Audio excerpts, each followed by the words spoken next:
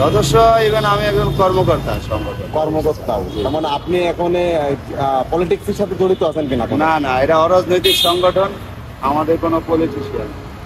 আমরা নিজেরাই নেতা, নিজেরাই কর্মী, নিজেরাই সদস্য। আমাদের এই সংগঠনে শুধু রিক্সা চালকরাই জয়েন করতে পারে। এই যে আপনাদের যে সংগঠন রয়েছে, আগামী নির্বাচনে কোন যে দল ক্ষমতা আসলে আপনাদের জন্য ভালো হবে, কোন দল ক্ষমতা আসলে ভালো হবে, এভাবে কি সিদ্ধান্ত নিয়েছেন কিনা? না, এইভাবে আমরা এখনো কোনো সিদ্ধান্ত নিইনি। সবার সাথে আমরা একমাত্র মধ্যে নির্বাচন আসুক, এখনো দূরে আছে।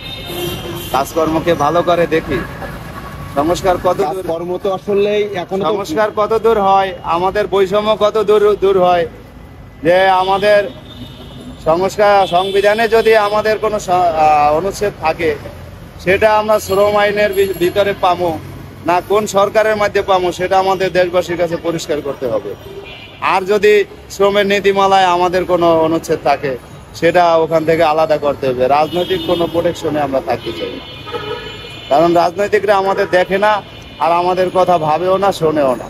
কারণ আমরা চাই আলাদা একজন আমাদের প্রতিনিধি সংসদে আসীন হোক, যার মাধ্যমে আমরা আমাদের এই অধিকারগুলা আমরা না পাওয়া যেগুলো আছি সুবিধা বঞ্চিত, তাদের যে অধিকার কিভাবে পুনরুদ্ধার করা হবে সেগুলো আমরা আপনাদের আমাদের রিক্সা যে রিক্সা যে সংগঠন আপনার রয়েছে, রিক্সাওয়ালা যারা, তাদের সংগঠনের থেকে একজন আপনার সংসদ সদস্য দেখতে চান। জি জি, দেখে আপনাদের মধ্যে থেকে এবার সংসদে আমাদের আসন আছে তো, কিন্তু এই সুবিধাতন্ত্র সংবিধান ওখানে আমাদেরকে গণায় ধরতেছে না, আমাদেরকে বাদ দিয়ে দিয়েছে সুবিধাতন্ত্র সংবিধান। কারা এটা?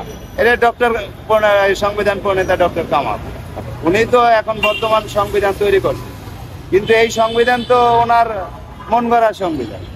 আমরা তো এই সংবিধান দেখতে চাই না, আমরা চাই গণতন্ত্রের সংবিধান, যে সংবিধানে সকলের সমান অধিকারের কথা লেখা আছে। সেই সংবিধানে তো আমরা চাবো। সেই চাওয়াটা কিছুদিন আগে আমি প্রকাশ করেছিলাম শাহবাগ জাদুঘরের সামনে, তার 2-3 দিন পরে আবার ডক্টর কামাল পেপারে দিছে যে সংবিধান গণমানুষের মৌলিক অধিকারে হাত নয়। তাহলে মৌলিক অধিকার কি আমাদের দেবে না? প্রত্যেকটা মানুষেরই তো মৌলিক অধিকার আছে, খেটে খাওয়ার অধিকারও তো আছে। এই যে এখন আমাদের পেডেল আছে, অটো রিক্সা চলতে আছে অ্যাভেলেবেল, ঢালাও ভাবে অনুমতি দিয়ে তো আমাদের সংসারগুলো এখন নিষ্পেষিত হয়ে যেতেছে। আমাদের তো এখন নিজেদের পেটই চলে, তারপর ছেলে মেয়েদের লেখাপড়া হচ্ছে না, স্বাস্থ্য সেবা হইতেছে না, আমাদের বাসা ভাড়া দিতে তো পারতেছি না 2 মাস ধরে।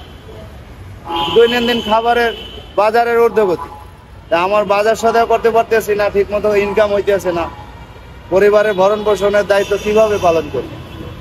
এগুলা বিষয়ে ভাবার মতো ভালো মানুষ আছে কোথায়?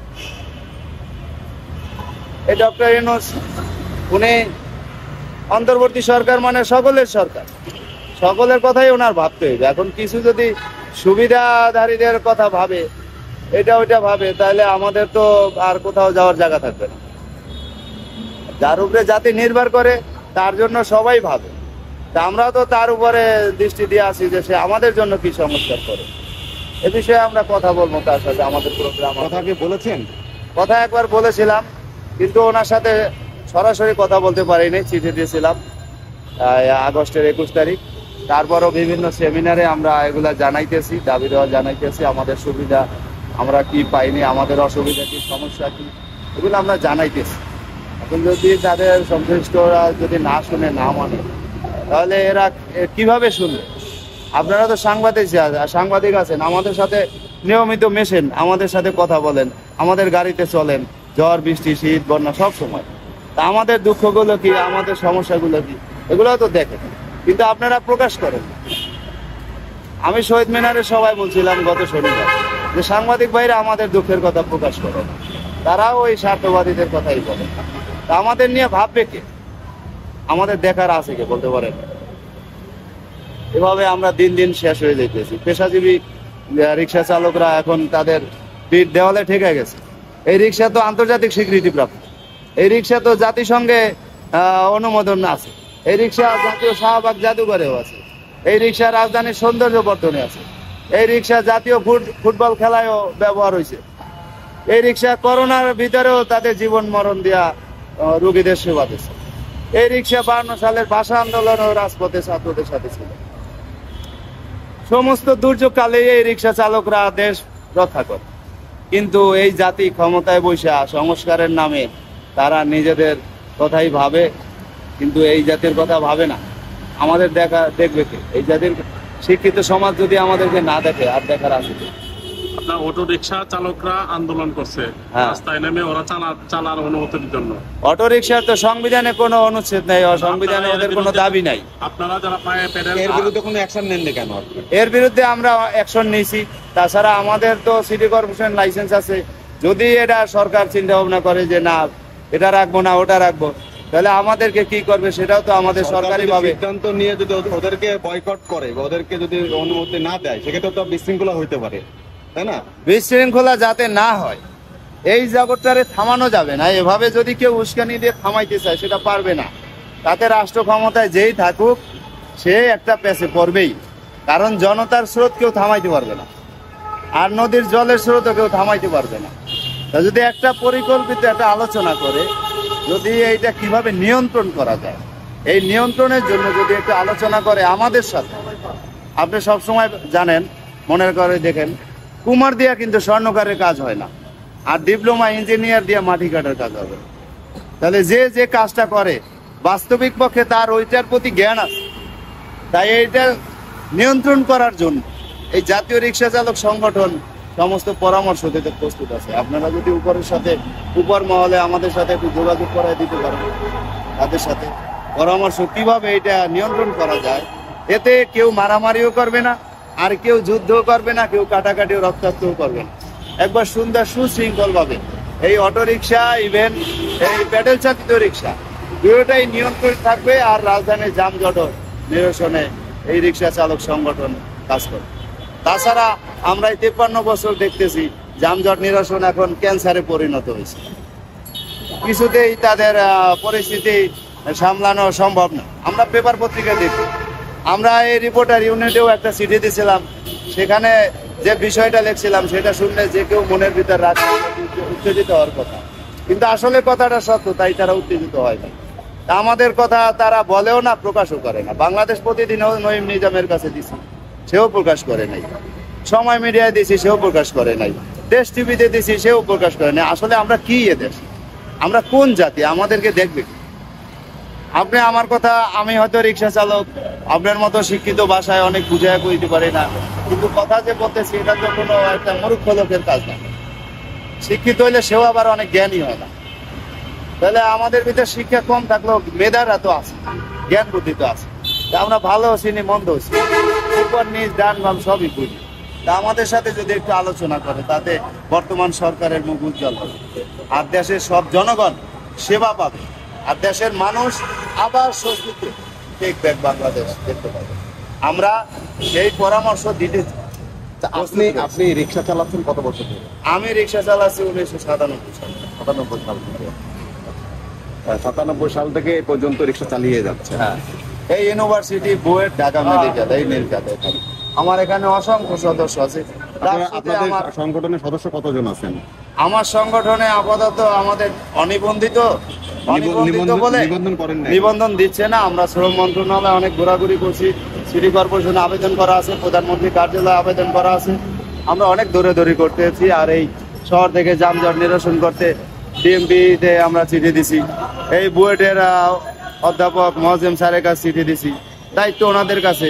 বলছিলাম স্যার একটু আমাদের সাথে আলোচনা করেন, আপনার মুখ উজ্জ্বল হবে। আমাদের কোনো চাওয়া পাওয়ার নাই। আমরা চাই দেশে একটা সুশৃঙ্খলা ফিরে আসুক। আমরা চাই দেশের মানুষ ভালোভাবে সবাই সবার সাথে মিলে কাজ করুক। এখন যে আমরা এখানে অটো নৈরাজ্য দেখতে পাচ্ছি, এটা সম্পূর্ণ সুবিধাবাদীদের একটা পরিকল্পনা। এখন কৃষি ক্ষেতে দেখেন লোক নাই, কৃষি কাজে লোক পাওয়া যায় না, কিন্তু দেশটা কিন্তু কৃষি নির্ভরশীল নাকি? শ্রমিক আর কৃষক যে দেশে তাদের সংগঠন, তাদের নেতা, তাদের দাবি, তাদের অধিকার সম্পূর্ণ পায় না, সে দেশ কার উপর নির্ভর করে? এটা বিবেচনা করেন। আপনারা সবই জানেন, সবই দেখেন, কিন্তু শ্রমিকদের কথা বলেন। আগে শ্রমিক বাঁচাতে হইত, কৃষক বাঁচাইতে হইত। এত 14 টাকার আলু আমরা 80 টাকা দিয়ে খাইতেছি, এটা কি শুরু করে সম্ভব?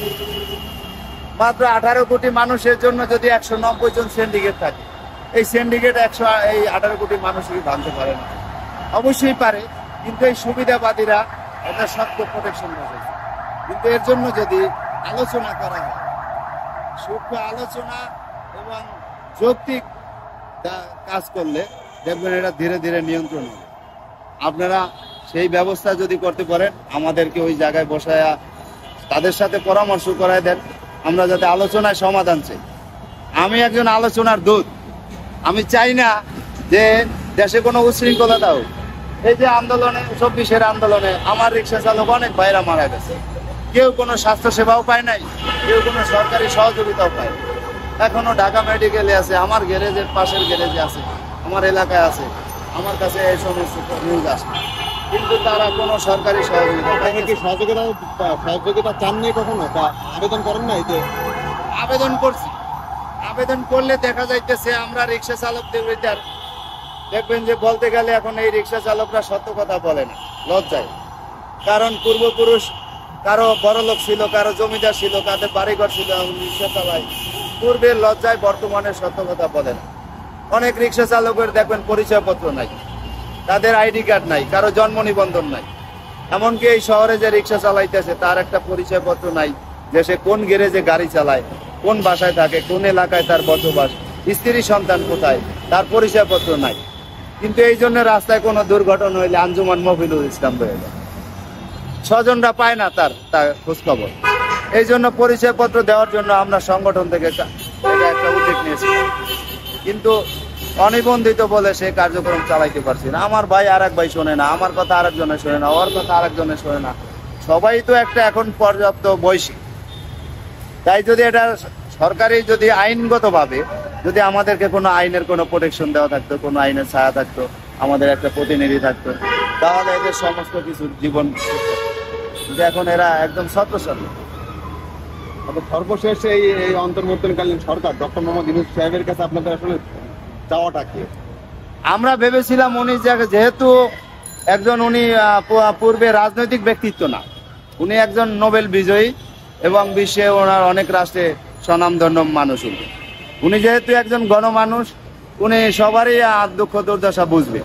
তাই আমরা ওনাকে সাপোর্ট করছি যে উনি আইনের সংস্কার করবে, সংবিধান সংস্কার করবে, এখানে প্রশাসনের সংস্কার, আমাদের অধিকারের সংস্কার, এই সব কিছু দেখার জন্য আমরা অদূরে অপেক্ষায় আছি।